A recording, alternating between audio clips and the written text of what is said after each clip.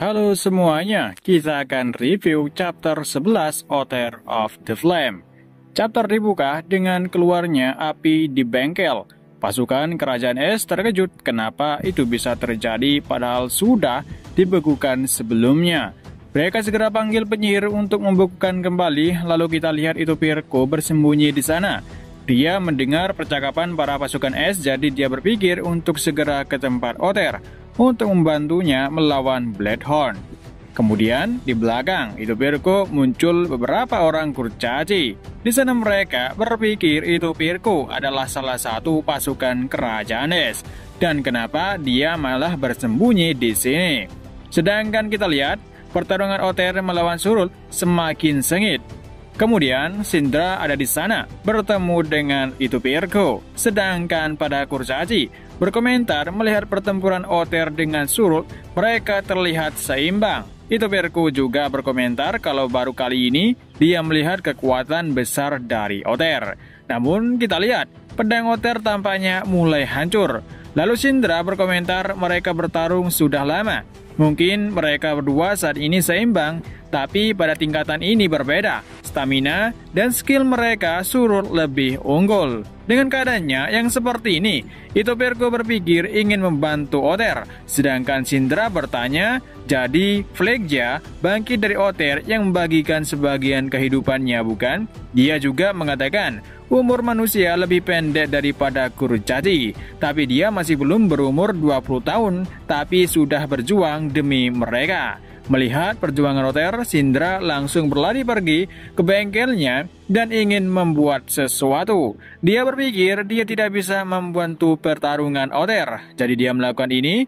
Kita lihat. Dengan cepat, Syndra membuat sebuah senjata. Para kurcaci lainnya terkejut dan mereka berpikir tidak akan sempat untuk menyelesaikannya. Tapi dengan tekadnya, dia terus membuat itu.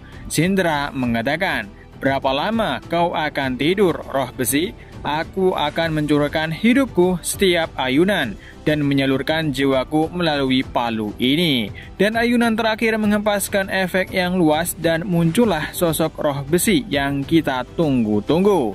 Dia langsung berterima kasih kepada Syndra, lalu roh besi tersebut memanggil Otter dan mengenalkan diri kalau nama dia adalah Brok.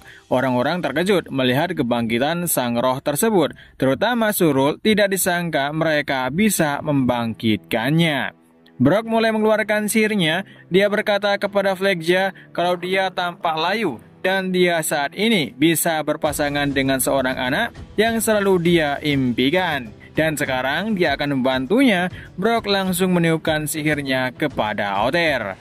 Otter merasakan tekanan yang kuat. Itu Pirko mengingatkan Otter untuk berhati-hati. Sangat berbahaya dengan dua roh yang masuk ke tubuhnya sekaligus. Otter menjawab kalau mungkin ini berbahaya, tapi ini akan menjadi pelatihan untuk dirinya sendiri. Sehingga Otter langsung mengkombinasikan dua kekuatan roh tersebut dan akhirnya terbentuklah pedang api yang diselimuti oleh besi.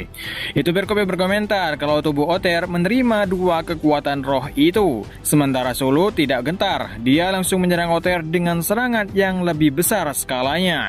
Namun dengan mudahnya Otter menghancurkan serangan es dari Surul. Otter berkomentar, mungkin ini adalah terakhir dengan ini. Aku akan kirim kau ke Valhalla. Dan kita lihat, Otter menebas Surul dan akhirnya Surul tumbang. Berakhir chapter kali ini. Di chapter ini, akhirnya Otter berhasil mengalahkan salah satu tanduk setan. Meskipun di awal dia kesulitan untuk mengalahkannya, bahkan dia tidak akan bisa menang melawannya. Berkat bantuan dari roh besi, Otter mendapatkan kekuatan 2 kali lipat. Tapi meskipun begitu, tubuhnya tidak bisa menahan dua kekuatan roh sekaligus lebih lama. Dengan tekadnya, dia masih bisa bertahan dan bisa mengeluarkan satu serangan yang mematikan, yang juga menumbangkan Surul. Kebangkitan roh besi ini berkat Syndra juga. Di sini kita tahu wujud dari roh besi yang lebih mirip seperti patung. Dibandingkan dengan Phlegia, roh api yang wujudnya seperti manusia tapi bedanya di tangannya dengan jumlah yang lebih banyak. Selanjutnya, Yang kita tunggu adalah kedatangan Sixten. Sesuai janji mereka bertiga, dia pasti memuji Otter karena telah mengalahkan salah satu tanduk setan tanpa bantuannya. Padahal aku sudah berharap di sini Otter kalah dan Sixten datang membantu. Dan sampai di sini dulu untuk review manga Order of the Flame Chapter 11. Tak lupa terima kasih yang udah nonton video ini sampai habis. Dan sampai jumpa, ketemu lagi di review manga selanjutnya. Dan sampai ketemu lagi.